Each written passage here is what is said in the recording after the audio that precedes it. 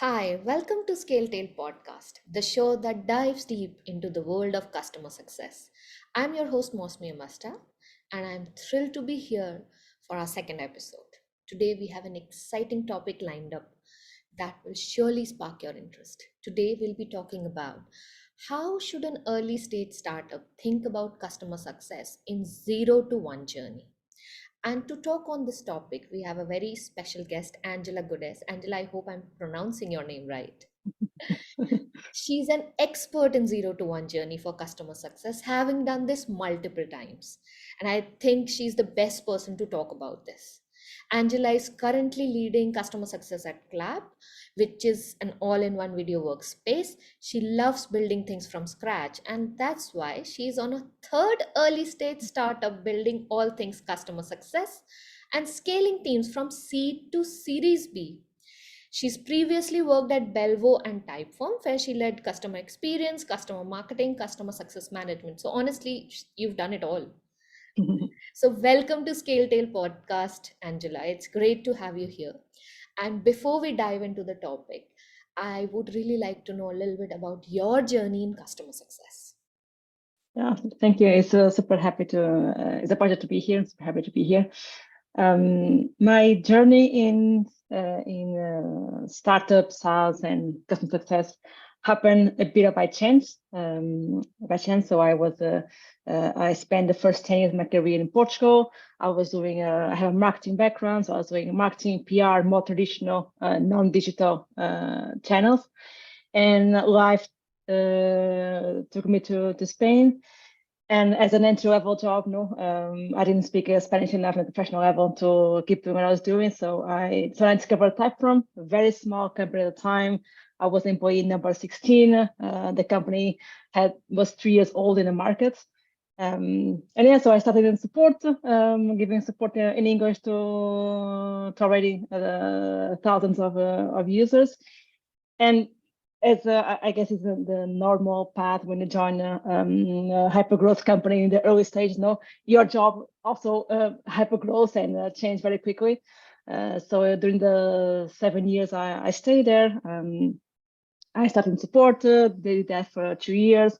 Then I moved to a more customer experience role to collect customer feedback and share with the product team. Then we started to investing more in one-to-many journey for the paid customers.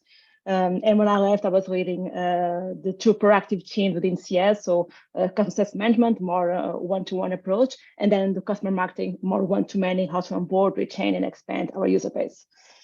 And after that, I went to Belvo, also from scratch, first CS leader, and at Claap, not even first CS leader, I'm the first CS person at all with the company, so always redoing again.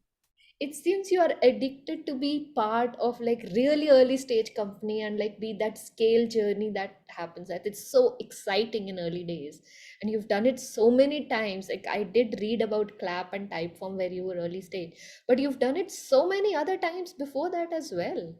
Like starting from a small business to growing it up to a certain scale. That is amazing, and I'm sure it came with so many different challenges. So I think we are going to get to know and dive into your pot of experience and learn a lot. So I let's hope so. yeah, of course. I am very excited about this. So let's dive into our topic today. And personally, I would really like to understand this.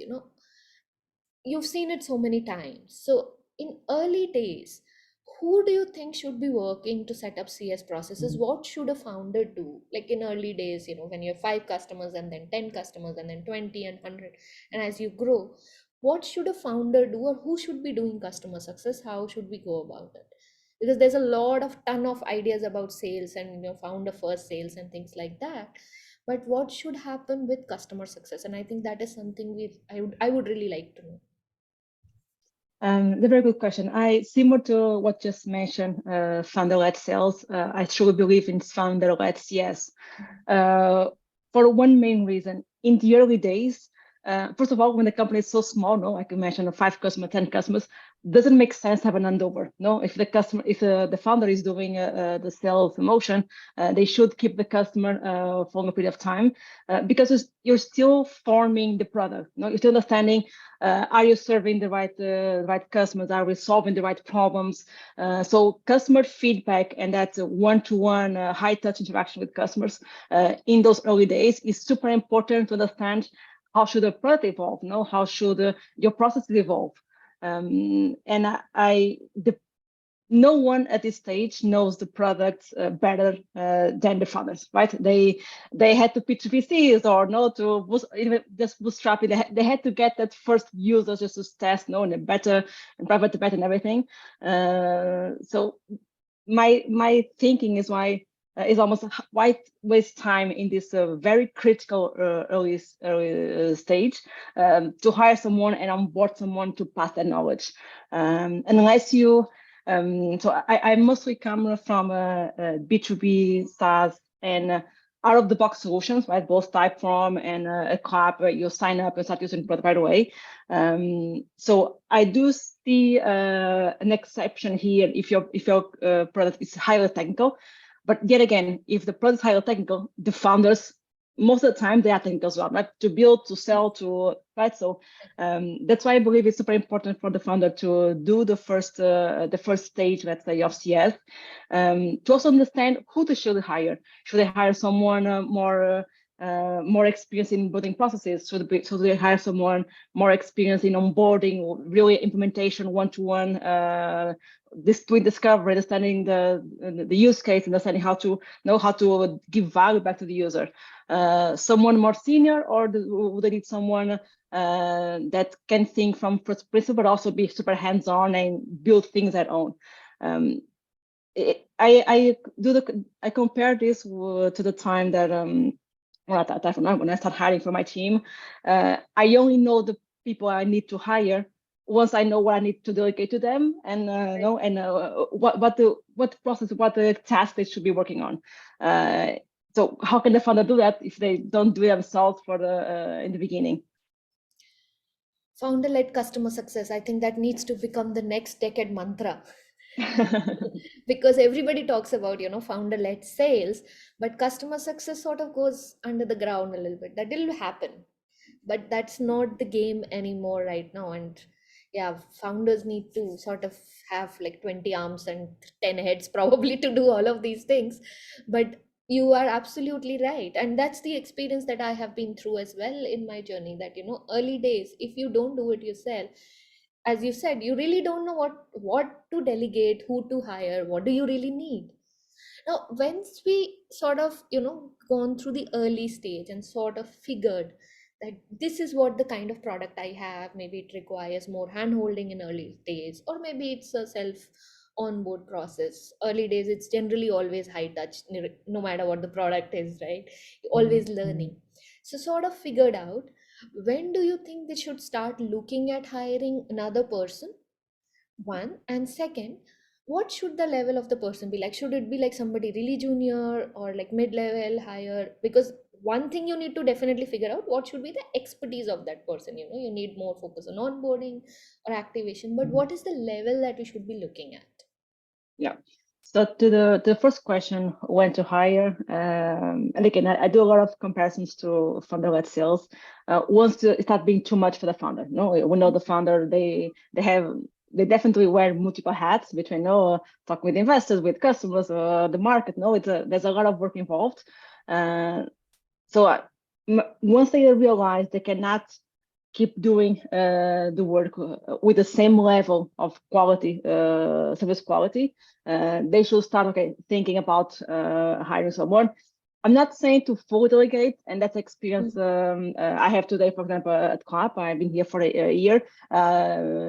Myself and the founder looking after GTM, we still do a lot of things side by side, right? It's not a complete separation of work. And that's important because, again, even a year in the job, we're still iterating, we're still learning, we're still improving things, no? As everyone should, definitely in the pre-Series A and so forth. So the first question, when to hire, once that's okay, this is we're growing, we have too many customers coming in. I cannot handle everything at the same quality. So start working with someone. The level of seniority. I'm not sure the level of seniority is the right way to look at it. From my experience, what I think it works best is hiring a generalist, so not someone that only did enterprise sales, enterprise CS, very high touch. Because again, I can mention in the beginning, yes, it's going to be a lot of high touch. You need those customer interactions to understand what process you need to build, know what good looks like, but you also still need to start planting the seeds of building process, right? And most often than not, you need to write documentation, to do a bit of support, to do a bit of community, right? That's so a very specialized role. They'll be very good at it, but probably they either don't have experience or they did too many years ago. The more hands-on day-to-day work, it's a mix. I think in a illustration, because we too often associate customer success to customer success management, right? The one-to-one interactions, but it's really customer support, customer service, customer success is a bit of everything, right? So my way to look at it is hire a generalist, someone that did a bit of everything, that has at least 2-3 years of experience in a product similar to yours. So if you are a self-serve product, don't hire someone that comes from enterprise, complex developer tools, right? Look someone that's used to work in your at the company size, of course, product complexity, and even the price point is very different doing CS for the $30 a month contract than doing a 10K or absolutely. Yeah, That's very difficult to find that level of people, but I think those are very good insights in terms of trying to look at least generalist. That's a good idea, and not to go too far away from the kind of place you are in. As in, a small startup should not go and hire from a large enterprise. Absolutely will not work out, and that's something I can say for my experience as well. Mistakes, eh? That's what founders do. Yeah, always make mistakes, then correct it, of course. yeah. So one question I have, Angela. So that's something which comes from what I face. So what happens is early days, 10, 20 customers, all the customer knows the founder, like their phone numbers, they can call them directly. They are on first name basis, and they're very close, right? But then after you have 20, 30, 40 customers, it's not possible. It's not practically possible to do. And that's when you sort of find an amazing person and you brought a person in the business. Now, but the early stage customers are so used to talking to the founder, it's very hard to move them through the processes, because you would have broken all the process in early days, right? You would have said, okay, you have a problem, call me at 2 a.m. That's fine. I will get up, I will solve it. And you would have done that, right? I have done that. I'm sure all the other founders, they also do that. What happens once you are trying to set up a process? And yes, it's efficient, it's amazing, but how do you move customers into the new process at that stage?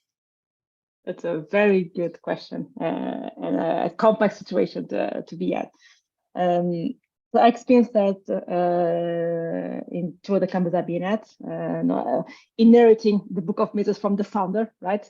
And let's be obvious. No, for the customer, it feels like a demotion, right? So I was talking with the founder until now, and now you pass me to someone that has no context. No, that I have to rebuild the relationship. So the first thing I learned, and I think is important, is for the key customers, right? The big logos, or if not a big logo, but someone that's strategic for the company, the founder should never completely cut ties. And I do a bit of a comparison of what we do between moving high touch customers to a more self-serve motion, right? Or asking the CSM to stop answering support questions and pass the customer to support. I think it's the way we phrase the things to the customer. So the way I did in past companies is being very clear. And first of all, if you can, most of the time, in the first few calls, join the founder in the call. Hey, introduce Angela. So she joined the team. She has a ton of experience. We're gonna help you way better than I can. Almost make it like a Build gift. personal. Exactly. Build a person, show all the experience you're going to bring to them, and help them achieve their goals. So that's the first step. As you do at CSM to CSM handover, do a founder to CS person and handover, and then set expectations in a way that, hey, it was I could easily jump to any call with you in the early days when we had 20 customers. Now you're actually going to have a better service, faster response times, a more holistic approach to our programs if you directly contact this person. So that's the set expectations on the first call, on the first communications, and then from my experience, sometimes the blocker is not so much the customer, is the founder, in the sense that because it's their baby, right? It's almost Yes, like asking hold on to it. a parent. Exactly, it's almost asking a parent to fully delegate on the second caregiver, the child. So if the customer writes to support or send an email, whatever, as a founder, fight the urge to be super quick to answer on 1 minute after the email came in or after the support ticket came in. Give time to the CS person, to read. They will come to you if they have questions, they know how to approach the particular situation. But again, if you jump right in, what you said in the handover, you're completely undoing it, right? I'm still your first bit of content. I'm still your the triage or whatever it is. So yeah, so more than telling this or advising the CSM how to approach handover, the biggest advice is telling to the founder, hey, after you do the handover, of course, don't cut the ties, jump whenever you think you should jump. But at least for more reactive day-to-day operations, try to lay back a little bit and give that person time to build a relationship and to actually act as a first point of contact. That's a very, very important advice, Angela. And not many people give founders advice that listen, step back. If you want CS team to really take over, step back, let them ask you to come in. Don't just jump into everything. That's absolutely amazing advice. I think that is the most important advice I've heard in a long time. It comes from lessons learned. Yeah. If you want your CSM to really, do magic in your business, step back. Don't be on top of your head. And I think the part where you said, you know, building the person up in a customer call that, this person is XYZ and is going to give you perfect service and a great service. I think that's a lot of about kind of marketing your CS head or CSM to the customer. I think your marketing background sort of kicks in into some sort of insights into there, but that's really important that you create that aura that this is a special person who's capable and able to handle your business, and you are going to get better service than what you did before. And that is very important. Instead of making it feel like it's a step down, it should feel like it's a step up. And that's a Absolutely. very important thing to address with customers individually. That's a very good point. Moving on to the next question that I do have a list of questions. At an early stage, now that sort of found this founder has done some CS and then found some niche, found a good person, probably did the things we told them to, step back, gave them the handles, things to manage. Now, at this stage, in your experience, what things have you seen become as major priorities in early stage startup? I think the priorities will, again, I'm a third early stage startup, and what I encounter is very different from company to company. So aside from, although I started at employee 16, the product was word mouth out of beta, so they started charging for customers a month before I joined. But they already had a huge free user base. So the moment I came in, from day one, we had around 300 support tickets a month. We had a bunch of feature requests, a bunch of questions, and churn was very high in the early days. So not on the very first month, of course, but in my first year, churn was very high. So the problem with the CS team, and we just two of us at the beginning had to address, was, first of all, of course, keep the service, right? Reducing the resolution and response times in support. But then how can we feed this high volume of feedback received from customers to inform the product roadmap on ways to minimize churn, right? So we started also hiring more in CS, but our focus was really building voice of the customer early on to advise, okay, these are the main reasons for churn, these are the segments of users, the use case that churn the more, so to inform the product on ways to fight that churn. At Belleville, when I joined, Belleville is almost the opposite. It's fintech, technical product, very high contract ARR. So our focus was to activate, to bring new customers to start using the product and get value out of the product as fast as possible. So my priority, my role as I came in was to build the onboarding process. Okay, what should it look like? How can we leverage solution engineers to give the resources? How can we improve the documentation? What kind of we start testing with webinars early on. So how can we help customers activate and get value from the product early on? At Belleville, at Claap now, is more similar to Typeform that sense because it's an out-of-the-box solution, a freemium model. I joined before the official product launch. So it was a month or 2 months before. So the product was still in private beta, and my goal at the beginning, and still a bit now, is to really understand what customers need from our solution. What is the pain point we're solving? How can we, although the solution is not a novelty per se, the way you get value out of the solution, it requires education on customers. It requires education on the best ways to organize a workspace. When should you do live meetings? When should you show asynchronous videos? And tie this to the value, the end value they get, so the time saved, the increased collaboration. So there's a lot of educating, although the very simple product start using it, it requires education. So and being a product growth company, my focus from the beginning was first setting the table stakes for the one-to-many approach, help set the articles, onboarding emails, so to setting that at foundation for self-serve. But like you said, in the early days, don't scale too soon. Do as many customer calls as you can, as many onboarding calls as you can. We're even doing churn calls when the customer gives you the time to jump, because we still need to learn a lot on the needs, or what's working, what's not working, what they get stuck, what is to understand, what isn't.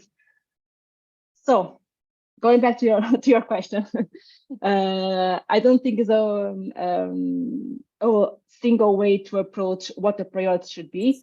But how do you find it? The way I've been doing, and so far it's worked for me, is first look at the data. Doesn't matter the stage you join the company. There's already some data available from, even if it is customer codes or the calls recorded, absorb as many information as you have available from the product usage and the customer information.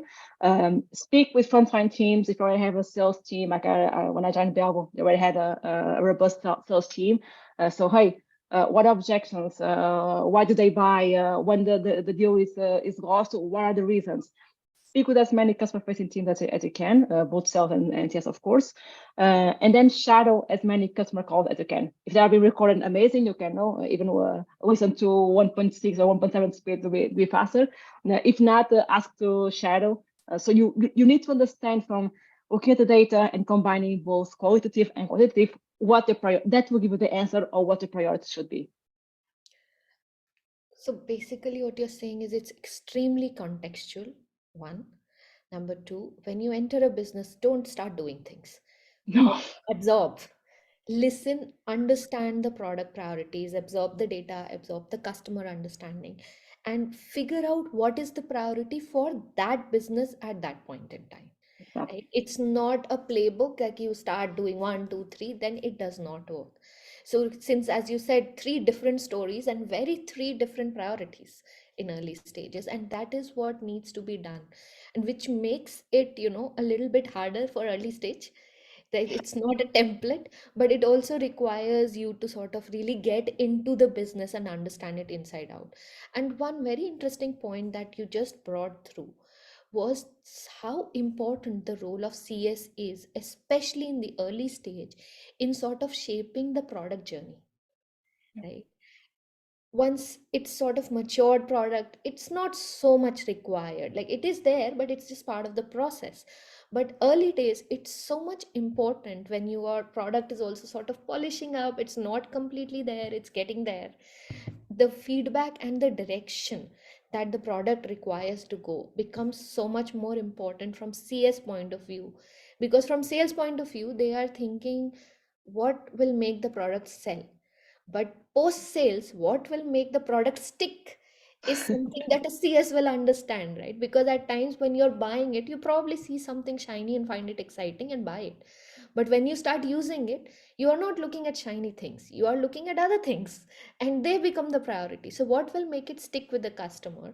And that is something the CS needs to understand, sort of coordinate with product development, which is anyway part of CS job, giving feedback, but it becomes so much more an active involvement, as you said. And I think that's a very important uh, thought point for early stage, to understand that CS brings in not only just maintaining customer and retaining and churn, those are like much later stage, especially in B2B cases when you have like annual contracts and things, but to sort of model the product in a direction where it is going to stay there with the customers that are there.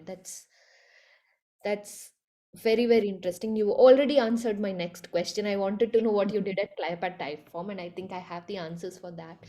What are the big mistakes that you think early stage companies, like one of the mistakes that you already said, founder doesn't step back and makes a mess of it? That's one. Second, I think the second one you said is you don't prioritize and you just pick whatever you want and start running with it instead of thinking about, like, for example, for a business like, Typeform and Clap, you said you started with setting up those email structures, deep diving into the data and understanding. And for an enterprise business, you understood that, okay, here the onboarding process was more important, you started structuring. So what are the mistakes? Two mistakes I got. What more mistakes can we do? Yeah, one for sure, and especially in out of the box solution, right, that require technical implementation and so forth, is trying to scale too soon. It's trying to build an onboarding process that no, you build the process and you want everyone to follow the exact same playbook from the moment is finished, or you build an email onboarding journey or an engagement journey, and okay, that's it. We won't touch for the next 2-3 months. No, you the way I see it, we should definitely have self-serve as the end goal. Again, in product where self-serve makes sense, that's my experience. So you should have self-serve as end goal, but you should not make a priority from day one. Your priority from day one is do the mantra, the startup mantra, do things on scale. Jump at as many customer calls as you can to do user research, to onboard customers. When there is a change in the product roadmap, ask customers for jump on a call to ask for feedback, to okay, we are thinking about going this direction, what would it solve for you? So do as many one-to-one as you can with the intention of capturing those learnings, so then you can build the processes. So then you can build do one-to-many, being the product tour, for example. No, when you set up a new product that teaches you how to use it. If it is to understand if it makes sense, even though everyone talks about QBRs, does it make sense? Do we have the data? Do we have the volume to justify a QBR? And if so, how? What would be the structure? Should we do? Should our onboarding be a call and then share documentation, or our customers need to understand more in a visual way? So should they invest in office hours or onboarding webinars or whatever it is? So yes, have the self-serve as end goal, but in the early days, at least in year one, do as many one-to-one as you can, because that will, otherwise, what I used to say is that if you try to scale too soon, you'll be scaling based on the wrong assumptions. So you'll be building amazing processes that won't work because you didn't test enough in one-to-one, right? You need to test in one-to-one before the. It's almost like a when the pharmacists are developing a new drug, right? They need to first do test before the sell it to the market. So it's a similar approach. Yes. Um, That's a tough question to ask the founders because they are always pressured. You need to scale as fast as you can, like blitz scaling and this and that. But you're right, if you scale without the base structures are not built, the building will not stand. The foundation is still being built, right? So if you don't do that, but it's very hard to understand, like, am I ready? Right? Am I ready to yeah, scale? When yeah. do you, like, how do you understand? It's always kind of, I feel it's always kind of a gut feel that, okay, now it seems we are ready. Like, is there any way or anything that you can determine that, okay, now I think I'm ready to scale and grow? Because it's always, there's some metrics, but early days, those metrics are not very clear. So Yeah, it sorts of becomes qualitative, is what I feel. What do you think? I mean, I'm sure you have seen yeah, this. yeah, yeah. So I don't think it's a black and white approach and yes or no. So as I mentioned, no, I joined the Claap before the product was open to the public, and I started by building our basic onboarding welcome journey for the users. Um, so what I say is, okay, I spoke with the founders. I understood know what are the key features, what are the things customers value. So let's build a simple onboarding journey. And again, don't do a shiny email with a robust HTML or a lot of design, because you gotta change it. So that's the thing, no. Um, if you know what 0 to 0.5 looks like, build it, but build the approach. Okay, if I have to change in a month, I'll change in a month. No, if I as I put this, so we give something to new users so they don't sign up for a product. I have nothing there in their email box that teaches them how to use, right? So put the very minimum out there, but don't use that as an excuse to stop speaking with customers. Mm-hmm. No, keep doing onboarding one-to-one as for as long as you can. So you start test. Okay, this your emails. This is resonate. Are the problems they're trying to solve the ones you're explaining in your series? Do you have the right documentation? Is it easy to find documentation, right? So it's almost, yes, do the very minimum in terms of processing and playbooks and trying to scale, but always with the mindset, this is gonna change. This is gonna change because you how can you be sure that the process you build based on the first 10 customers, the first 15 customers, right? It's 10 and 15. It's not, again, unless you are a very complex solution, no, that the customers pay 6 figures. But in those cases, no one cares about scaling. No, the customer paid enough for everything to be one to one. So, right. So in a low entry price point product, yes, build the very minimum. No, start building the documentation, recording tutorials to serve to different learning needs. But keep learning, keep talking with customers. So that's the first mistake. I like another thing that you said while you were explaining that was quick experimentation, right? As in, don't decide that this is it, I need to make the best onboarding emails. No, right? And which is a problem, which it is something that we all get stuck into, the, oh, it is not good enough, it's not ready to go out. And that is exactly the same thought process that is being talked about when you're doing a startup. Get your product out as soon as you can. Similarly, get your CS process out as soon as you can. Don't try to make it perfect because you don't know what is perfect.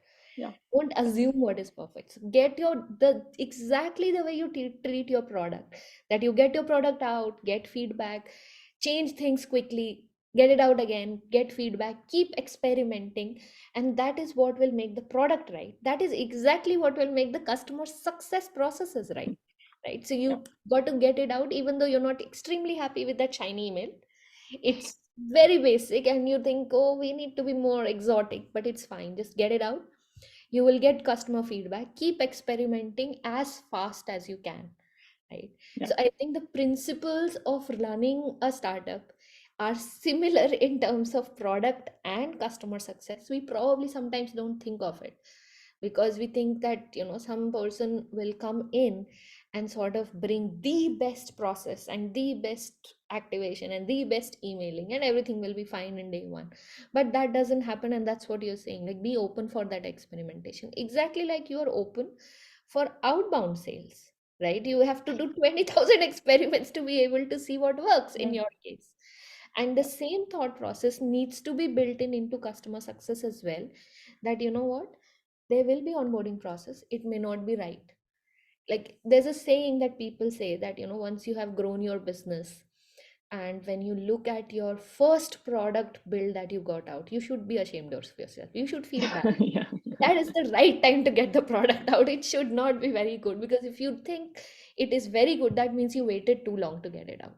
Yeah. that's Yeah. that's what people say. Of course, varies from situation to situation, but that's a very good point, that the basic principle is needs to be also thought and applied into the customer success structure. And that would be the best way to get the entire business to work in that quick iterative loop. Like the way sales is working, the way marketing is working, CS should also be working in that iterative loop, meaning that you are improving your systems, processes, things, whatever you are implementing in a very regular basis. And of course, listen to Yeah. customers. That's the bottom line. Yes. It's customer success, not Yes. company success. Yes, it's customer success. Listen to the customer. Yeah. Yeah. Angela, I really loved this conversation. Thank you. We do try to keep it like 30 minutes. I think we've already crossed 30 minutes, but I really enjoyed, and the real examples that you built in, from your experience from Clap, and things that you have done, and certain things that not many people talk about. Founders, step back. Let me handle it. Those are, I think, a very, very important things that need to be said publicly, that really need to be said. Otherwise, people don't get it and sort of miss a really good chance of, having an amazing business. And all these things need to work well, right? Yeah. Otherwise, it doesn't work for a business. I am sure the listeners were able to learn a lot of stuff. Please do follow Angela on LinkedIn. She's available there. And of course, follow Scale Tail Podcast if you enjoyed it. And we would continue to bring such amazing discussions from real life examples. Thank you, Angela. Thanks a lot for the call. Have a good day. You too. Thank you for having me.